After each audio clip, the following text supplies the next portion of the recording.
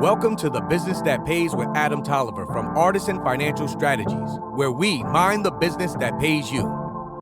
In this podcast, we empower successful families and business owners to make informed decisions about their finances through courageous conversations.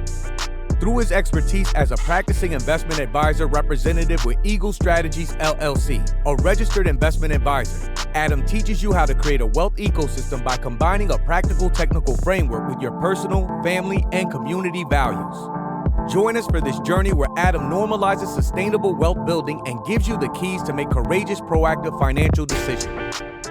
Trusting your financial advisor means understanding their financial philosophy and whether it meshes with yours.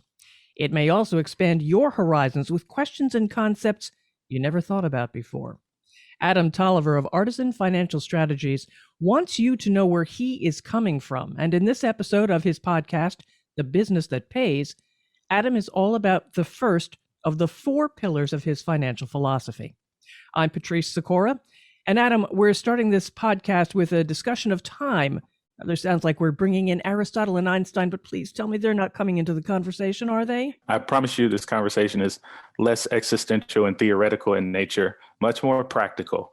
So when it comes to financial planning, there's really no escaping the importance of the concept of time.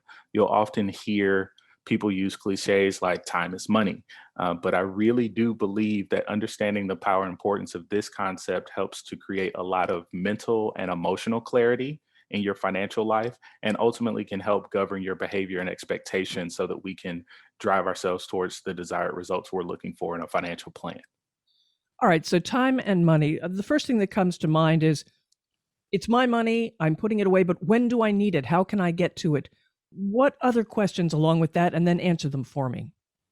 Yeah, absolutely. So you hit the nail on the head. It is absolutely critical to ask yourself, if you're about to make a decision about where to put money, whether that's money that you've already saved and it's sitting and you don't know what to do with it, or if you are trying to figure out, hey, I've got X amount of dollars coming in every month.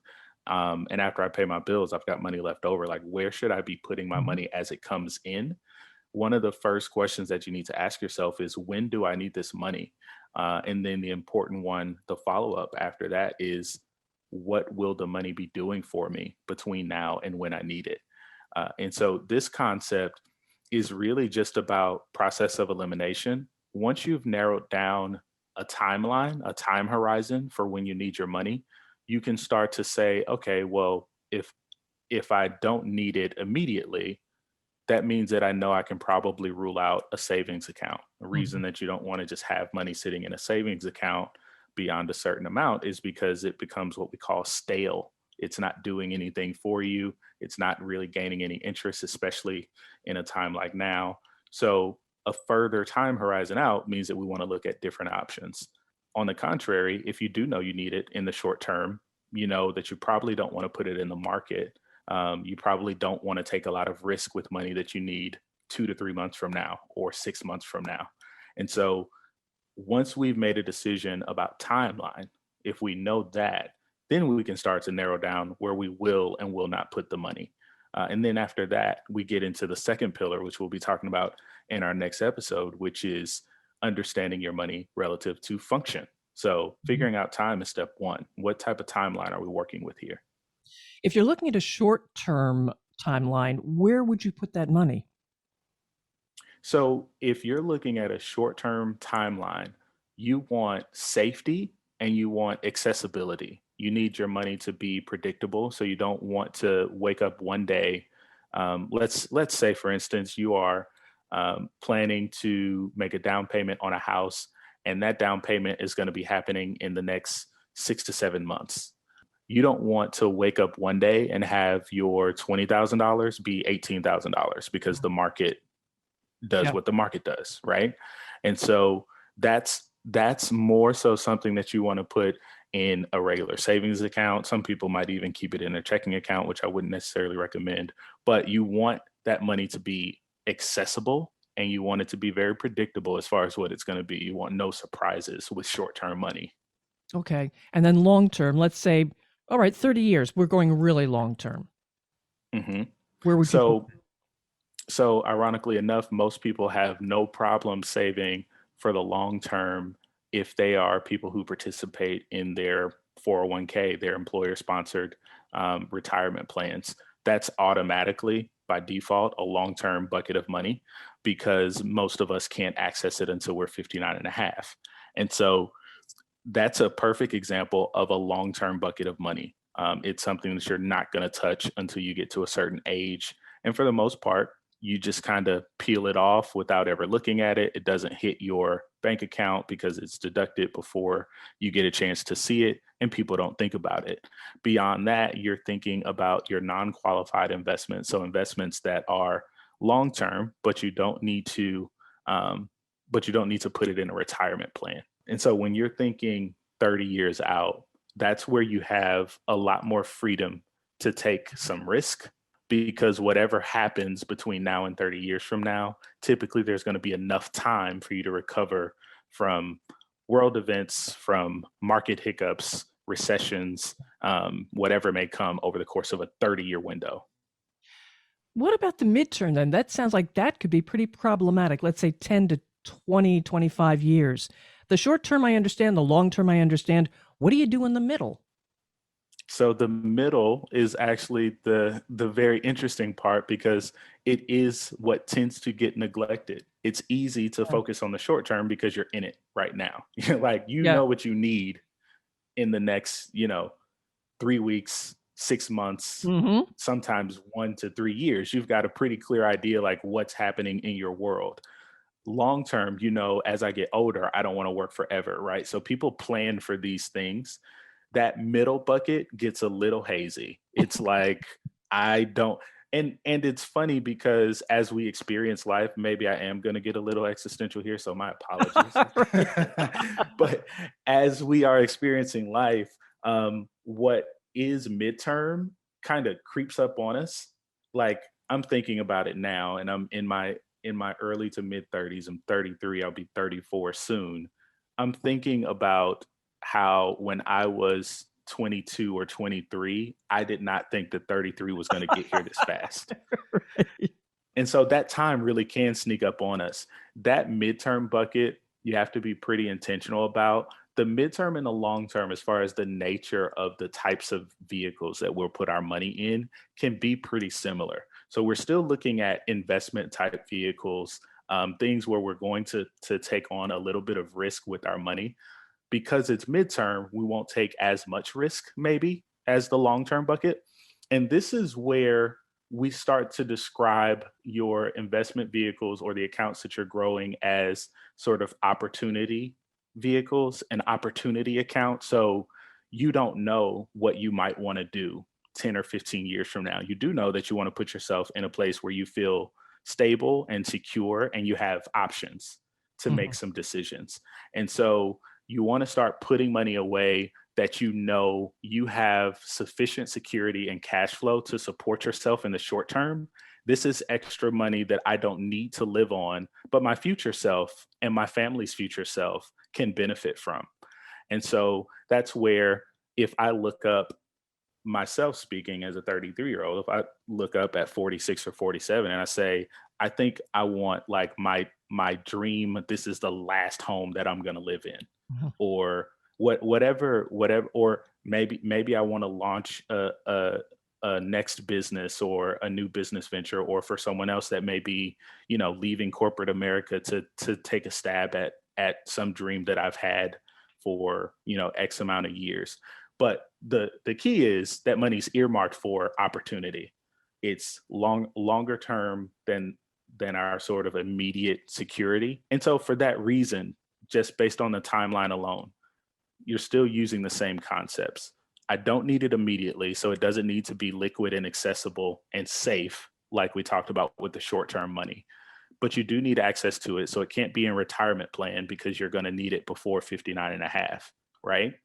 And so that's where you're looking at still want something that's going to grow, but it's got that accessibility factor that your retirement plan, for instance, would not.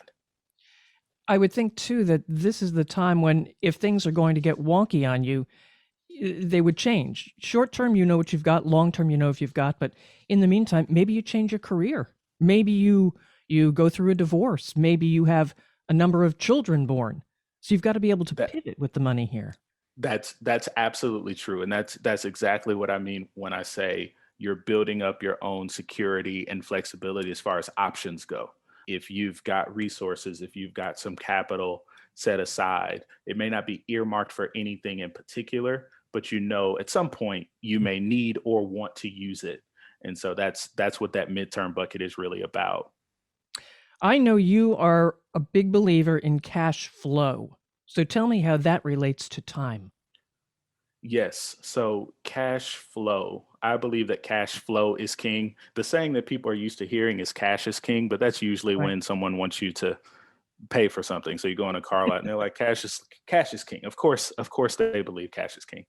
I believe cash flow is king because ultimately it is the engine that runs all of your opportunities in a financial plan. Most people don't have assets just sitting around that they can move, at least early on in their working careers.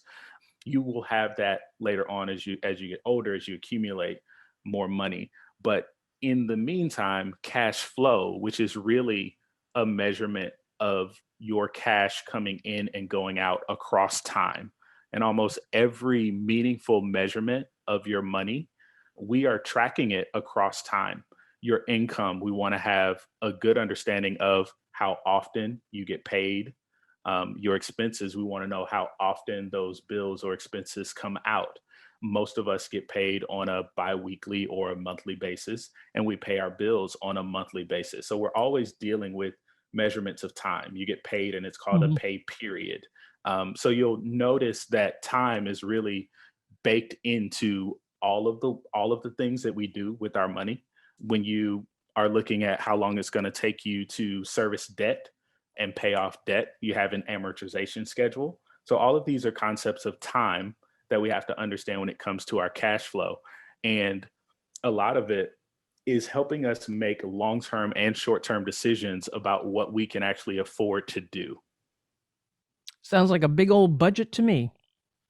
Yeah, a lot of it is budgeting. And remember, every budget is run on a timeline. It's either a That's monthly true. budget, a quarterly budget, an annual budget. So we're always trying to make sure that we understand our money relative to time because it informs us of what's possible.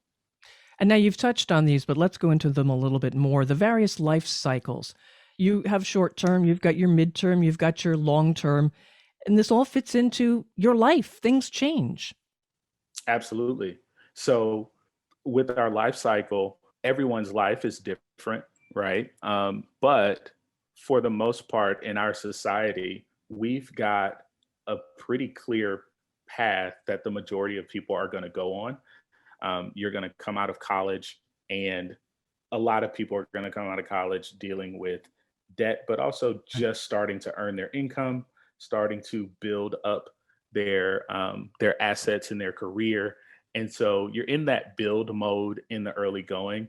You're starting a family, building a family, and we've talked about this how you're sort of going through this thing where you've got student loan debt, you've Yes. got starting a family, buying a first home, you've got having first children, you've got paying for daycare, you've got all these things that you're doing, right? That's And right. and in that, that's a very limited and restrictive time on your cash flow that you're at essentially the lowest that you're going to earn for the most part. Now, of course, there are people who are fortunate and come out with amazing jobs that pay them pretty well. But Oh, even stop it. then, Just stop it. Yeah, leave them alone. relative to what you're going to earn, that's going to be where you're earning the least, but you've got these sort of monstrous large expenses that are going to be attacking you in the early going. Then you move into what we call an accumulation phase, where you get to sort of your early to mid 40s and moving forward for about a 15 to 20-year time period where you're going to be in your peak earning years. You're going to earn more money in that sort of, I would say, 12 to 20-year stretch than you will in any other time in your working life. And then after that, you're in your decumulation phase. You get to retirement and you've built up all these assets, and you need to figure out, how do I unwind and use them to support myself for the rest of my life and reach some of my more progressive goals, whether that's philanthropy or legacy or generational wealth for my family. Like, how do I strategize around those things? So these life cycles are relatively um, predictable, because we do know that's the track that most people live on. Now, of course, some people may take a different route. Everyone's life doesn't look exactly the same, but that decision framework helps myself and my colleagues as financial planners be able to help guide you through, because we know what some of the common issues you're going to face are throughout those life cycle moments. Do you find it difficult for your clients to transition from the weekly or the biweekly paycheck to the, oh my God, I'm retired, where is my money coming from? Yes, absolutely. I've been recently having that conversation with a couple of recently retired clients. And it, even with a solid plan in mind, it's a different orientation to get Mhm. used to. And it's exciting, but it is different for sure. And it's, if you've been spending the last 20, 30 years getting used to a biweekly paycheck from someone else, and now you realize, like, oh, I'm paying myself That's right. all the with all the work that I did over those years and putting my money aside. Now I'm responsible for paying myself. And really, what you're realizing is that your past self is now paying your current self. And so that is a bit of, I guess I just went existential again. My But I like apologies. that. I like that very But much. it is the truth, though. It is the truth. It is your past self paying your future self. When you are putting away for retirement, when you are making the decision to invest, it's very easy to get caught up in what your needs are immediately. But you do have future needs, and it's difficult to pull them out of thin air once you get older and are actually nearing retirement. All right, so get existentialist on me again. Let's talk about time when it comes to making decisions. Sooner, the better. Absolutely. Yes. So urgency and consistency, I really can't stress how important it is to understand that almost every financial decision that you have to make becomes increasingly more difficult to plan for if you put it off. Procrastination, when it comes to our money, really can bite us in a major way. And so, as you get older, as more time goes by, your options become much more limited and more expensive. And that's true with saving and investing. It's true with insurance. And we see it come up over and over again, unfortunately. But people are tending to scramble and realizing that they don't have all the resources necessary to reach a lot of the goals that they have for themselves and for their families if they wait too late. Time is a major leverage point in a financial plan. A lot of that has to do with general health. So when people say health is wealth, the older you get, the more expensive almost everything regarding insurance goes. So life insurance is more expensive to maintain. Health insurance is more expensive. You've got long-term care concerns as you get older. And so these are things that are going to cost money, but they could be planned for in advance. And so that's the importance of sort of the urgency and consistency in the early going. Then when it comes to saving and investing, and we'll get into this when we get into pillar number three in the financial Mhm. philosophy is getting in the market and staying in the market. One of the reasons that you want to get in to investing early and consistently, even if you can only do 50 or $100 a month, is because you want to increase the amount of compounding periods you have. So compounding interest is a concept that we will talk about in that pillar, but ultimately the more compounding periods you have, the more leverage you'll have. And we'll use some very real examples, some side by side, in order to illustrate that. And I And know so you yes, getting started early, critical. and I know you work with business owners as well. Tell me how they really need to plan ahead. Yes, man, Patrice. So business owners, this is so important because as a business owner, you are typically just very focused on operating your business. And for the most part, they are taking their money and dumping it back into the business without much thought around things like personal retirement. Mm-hmm. And so, what often happens is a business owner will work, work, work, work, work. And then one day they'll be like, um, I probably need to retire, but they'll be like 65 or 70 when it dawns on them. Maybe life is forcing them to slow down a little bit, and they think that they can just sort of flip a switch and be able to, sell the business or take money out of the business. And unfortunately, that tends to lead to a lot of unintended consequences. And so for business owners, it's really important that they start to build that plan early so that they can gradually work towards it, especially if they have any hopes of that business being able to survive through them without them. And so, thank you for bringing that up because that is absolutely critical for business owners. And once you have a plan in place, tell me about the importance of revisiting that plan on a regular basis.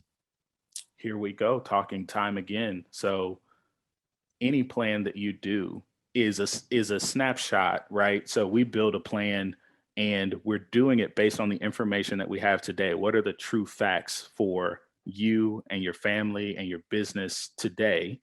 And it's relevant today, but we also build it with flexibility in mind because we know that life happens. And so your financial plan needs to be able to work with you through life. It needs to be flexible and Mhm. fluid. And the only way that that's really going to work is if we have a regular cadence of touch points, meeting at least annually. In some cases, we may meet quarterly or biannually, depending on what the needs are for a particular client. But the only way that your financial plan will stay relevant is if you keep consistent touch points, a real defined cadence of meeting around what your financial needs are because they will change. Your family will grow, your family will change, your career will grow, your career will change. All right, Adam, this is the first of your four pillars of financial philosophy, understanding money relative to time. You hinted at a couple of the others, but give us a preview of the remaining three, because as you've said, we're going to discuss each one in the next three podcasts. So give us a preview. Yes. So, part one, I've enjoyed understanding your money relative to time. I don't know if my enthusiasm was clear, but it is extremely important to me that people understand this concept. Part two is understanding your money relative to function. So, if you remember at the beginning of the episode, we asked, when do I need this money? The very next question that goes with it is, what will this money be doing for me between now and when I need it? So, understanding the actual functions of money, what is it doing for us? How is it working on our behalf when we put it away? I think that's another cliche that people throw around. I want my money to work for me. Well, I want to define what some of those job functions are for our money. And then part three is going to be getting in the market and staying in the market, which is still a concept of time. You'll see how dominant time is, but it talks about the importance of understanding the urgency and consistency of getting started early and the tangible difference that can make in your financial plan.